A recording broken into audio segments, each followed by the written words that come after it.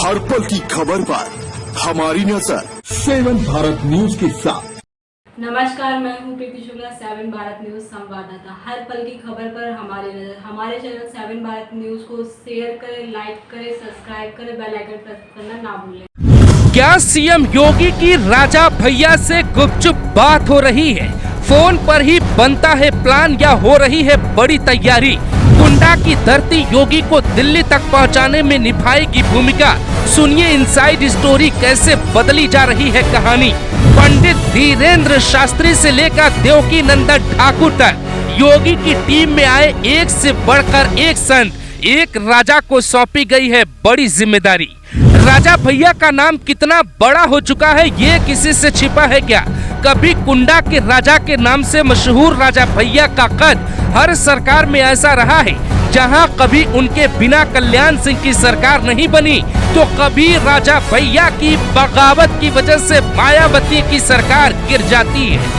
भारत में कुछ चल रहा है जैसे सनातन रक्षा बोर्ड की मांग की बात हो रही है। उसका नेतृत्व करने वाले कई संत हैं, लेकिन उनमें सबसे ज्यादा योगी के भरोसेमंद एक ऐसे नेता भी हैं जो पूरी कहानी लिख रहे हैं। हमने आपको पहले ही बताया था कि नवंबर 2024 में ही राजा भैया की 2 मुलाकात हुई। पहली मुलाकात की तस्वीर नहीं है, योगी के साथ उनकी मुलाकात होती है, वो मुलाकात गुपचुप थी। दूसरी मुलाकात हुई पंडित धीरेन्द्र शास्त्री से, उसकी तस्वीर सबके सामने आई। इन्हीं दोनों मुलाकातों में पूरी कहानी छिपी है।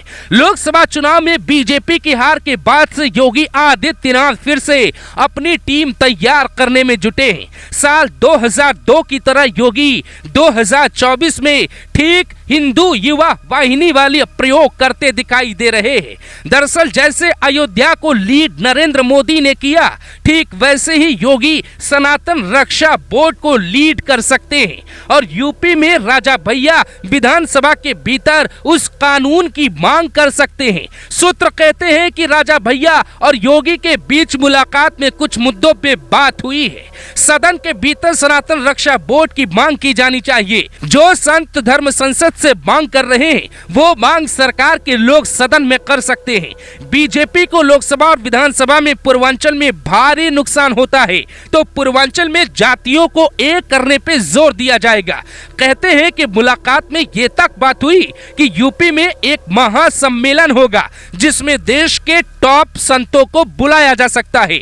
वो महासम्मेलन प्रतापगढ़ में ही होना तय हो सकता है, लेकिन ये महाकुंभ के बाद होगा। महाकुंभ में जो संत प्रयागराज जाएंगे, उनकी मुलाकात रघुराज प्रताप सिंह से लगभग पक्की मानी जा रही है। सीएम योगी आदित्यनाथ डीएनए की बात कर रहे हैं। सपा ने डीएनए की बात छेड़ी थी। मोहित खान की डीएनए रिपोर्ट मांगने वाले सपाइयों को योगी ने बहुत जोर का झटका दिया है। योगी ने अचानक 500 साल पुराना इतिहास छेड़ दिया है। उनका कहना है कि संभल में जब कोई मुसलमान था ही नहीं, तो वहां मस्जिद कहां से आ गई। योगी का दावा है कि अयोध्या, बांग्लादेश और संभल में जो लोग हिंदुओं या मंदिर का विरोध कर रहे हैं, उनका डीएनए एक है। उनका डीएनए बाबर का है, जिस बाबर को हिंदुस्तान कभी माफ नहीं करता। उसी बाबर की बात करने वालों पर योगी गुस्से से लाल हो गए। जरा कड़ियों को जोड़कर देखिए।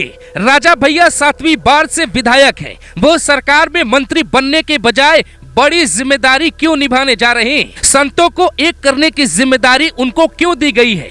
मंच पर मोदी योगी भी हो सकते हैं। देश भर में सनातन बोर्ड की मांग को एक मंच दिया जा रहा है। संतों का ऐलान होगा, लेकिन वो धर्म संसद नहीं होगी। धर्म संसद का नाम देते ही पीएम मोदी का आना संभव नहीं होगा। इसीलिए वो कार्यक्रम कोई सामाजिक कार्यक्रम हो सकता है, जिसका बजट यूपी सरकार पास कर सकती है।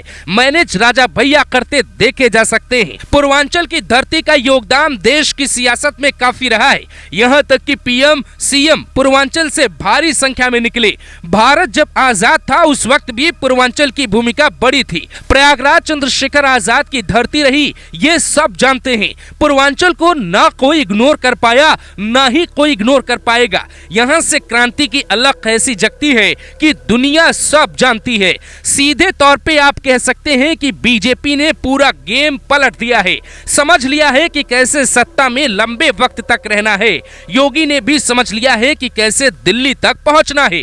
कोई योगी को खुद से पीएम की कुर्सी पर तो बैठाएगा नहीं, क्योंकि ऐसा सियासत में नहीं होता। सियासत में दमदार बनना होता है। उसी राह पे योगी चल पड़े हैं, उसी राह पे उनकी टीम दिखाई देने लगी है। उन्हें आगे बढ़ाने के लिए राजा भैया से लेकर राजनाथ सिंह जैसे कई किरदार आपको अलग अलग परिस्थितियों में दिख जाएंगे।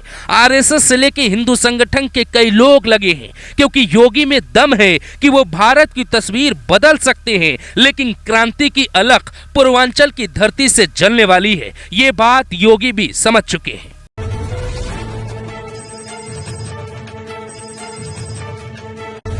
हर पल की खबर पर हमारी नजर 7 भारत न्यूज के साथ।